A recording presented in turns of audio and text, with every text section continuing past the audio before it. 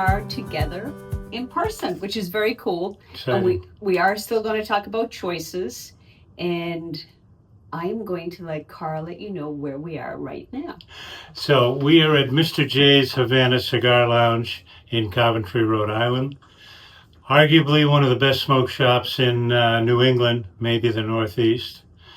And it's all about selection and choice. We talk about choices, we have it all. Stay tuned. Talk about choices, and Mr. J's has probably the largest choice in New England. And so you can see the fine cigars that are available here at Mr. J's. And we were talking earlier about the fact that sometimes too many choices not good for the brain. But when it comes to cigars, having more choice generally means when you work with someone like me, we find you the right smoke for your palate and what you want to pair it with at that moment. Before you go there, I was thinking, when you talk about less choices, I remember growing up in Ireland, and I think I shared this with you. We had two choices of television, RTE1 and RTE2. Yeah. And sometimes we almost wish we only had one because there was that conflict. What do you want to watch? So say a little more about that with today's world. So the choice of a good cigar for you is about your palate, what you like, what your enjoyment is. Being able to identify that is kind of my job. We can have a discussion about what it is you want, and then more than likely I'm going to be able to put you on the right smoke to meet your needs. Come in here blind and look around, and you're going to scratch your head and say, how can I pick? But it is about taste, and it is about length of time. There are short cigars, there are long cigars, fat cigars, skinny cigars, all kinds of different things to take into consideration. And when you think about taste, are you talking about sweet or tart or? Believe it or not, you can get all of that. Now, it takes a while to refine your palate to that point.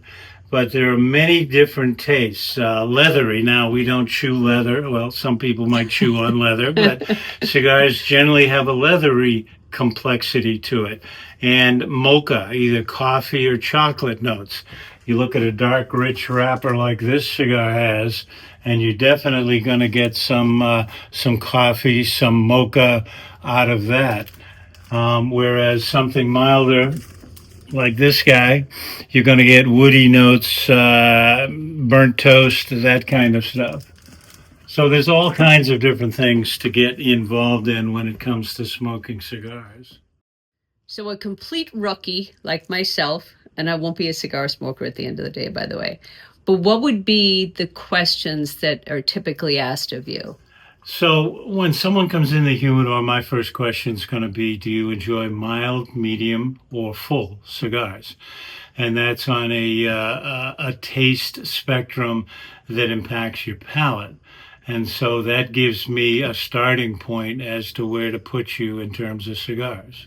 And at what point would you ask about the size? Because I know there's different lengths and width. So generally, once we identify a smoke, so over here, follow me. This is our own store brand called the J Grotto. And the J stands for the Joyal family. Paul developed these over 20 years ago. They're great smokes. But as you can see, this relates to how long you want to smoke the cigar. And the one that doesn't line up on the shelf is this little guy. Which is very tight. It's called the Lancero size. So how long would it take to smoke, let's say, one of the... This guy about 20 minutes. This one here, maybe an hour and 10, 15. This one, an hour 30. Okay, they look the same to me. So can you tell me? They are all the same blend. So different sizes have different names. This is a Robusto.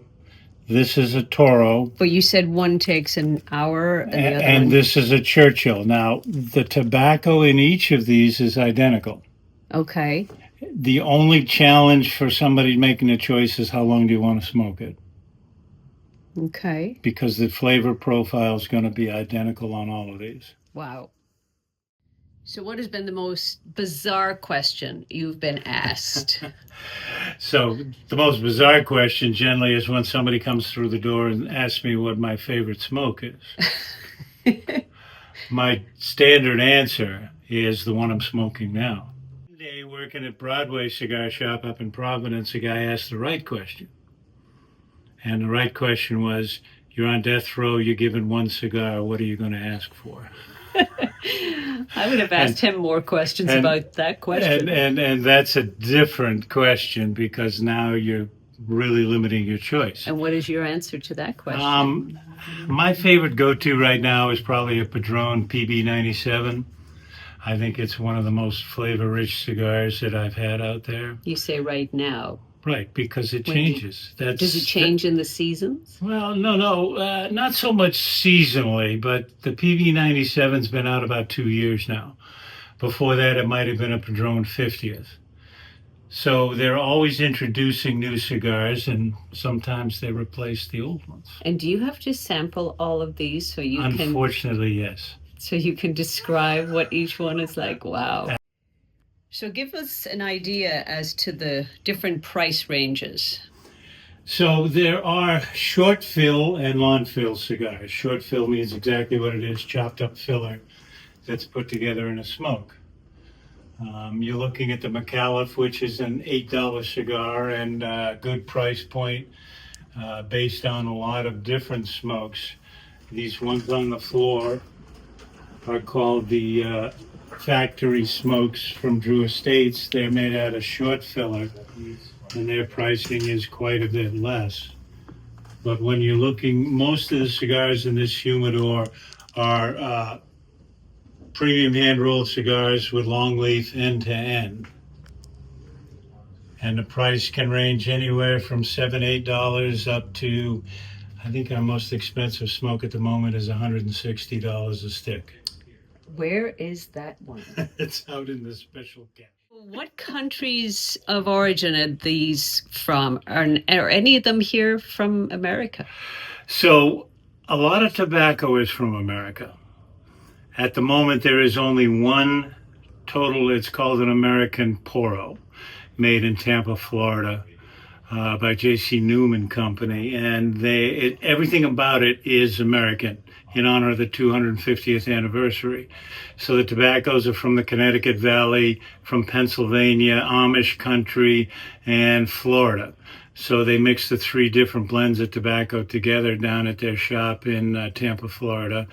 Even the boxes, the hinges, the labels, everything made in America. They went whole hog. Name of the cigar is the American, of course. And but general growing regions for tobacco are going to be Dominican Republic, Honduras, Nicaragua, some in Mexico, some in El Salvador, Costa Rica, Brazil, Sumatra, Malaysia, and Cameroon off the coast of Africa. What is the process of the growing of tobacco, if you know? Starts with the little seed. The seed is about a little bit bigger than a grain of pepper. And when you shake out of your pepper, they're tiny.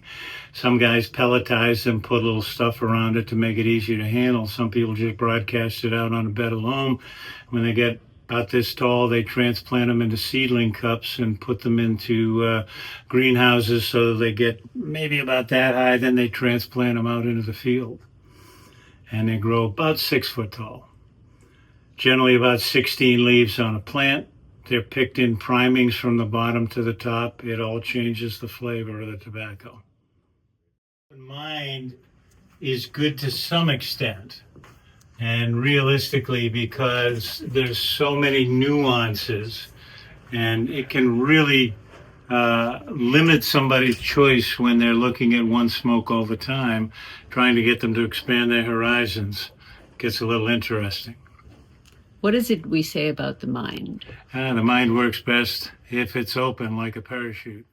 So we're now going to see the art of opening a cigar, and whatever he's going to do with it, he'll describe it. So this is an Umbagog cigar by Dunbarton Tobacco and Trust, named after Lake Umbaga in northern New Hampshire on the Maine border. This is a cutter that Steve Saka manufactures to trim the end of the smoke off. So it fits down in there like that. Take the guillotine, make a snip, And now the cigar is open and ready to light. So what we're going to do now is toast the foot of the cigar in a pre-light so that it make it actually easier to light the smoke and more consistent.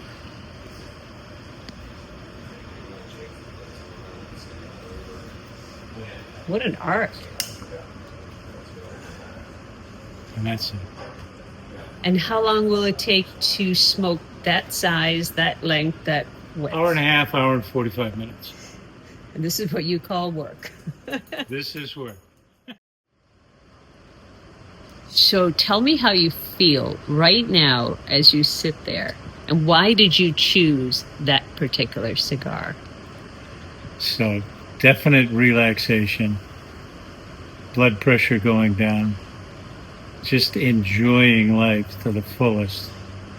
Generally where we're sitting, there'll be 4 or 5 people. Paul is a regular here, and we'll discuss the world's problems and solve them all.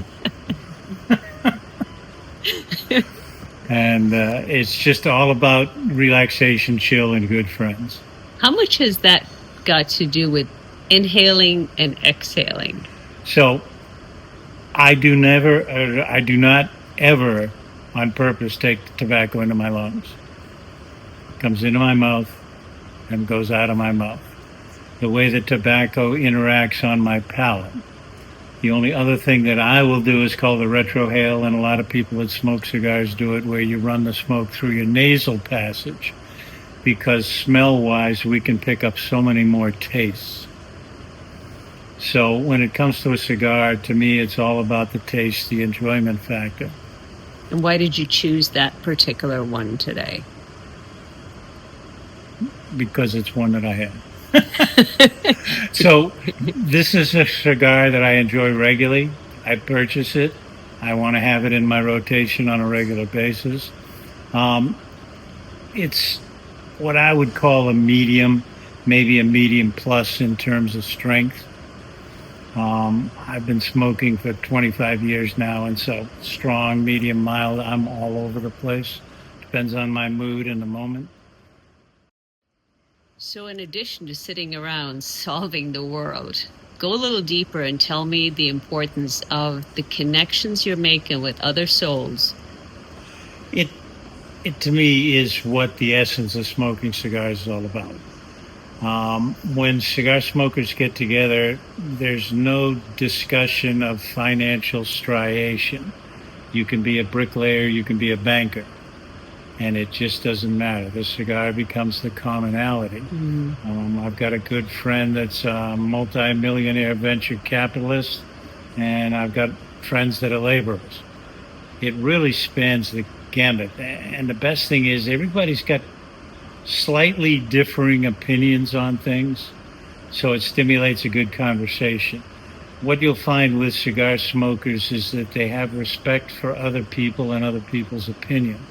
So whenever we're together, we have great conversations. Any opinions can differ, not like out in the real world, and people will have a discussion about it, rather than saying, you should think this way. And the cigar probably helps you relax in between. So Winston Churchill, whenever he was at an impasse at one of his meetings, he would take the folks out in the garden, smoke a cigar, relax the tension, and then they'd be able to solve problems and get things done.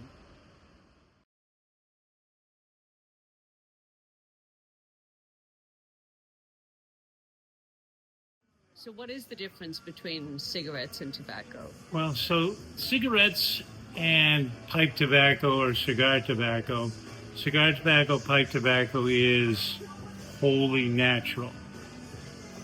Medicinally, it's a wonder plant, tobacco.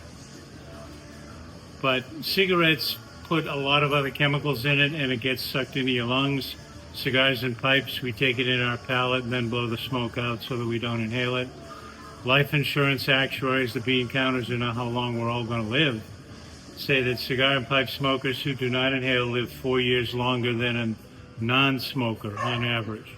Wow, that's pretty amazing. Yeah. The FDA, up to 2 cigars a day doesn't increase your risk of cancer.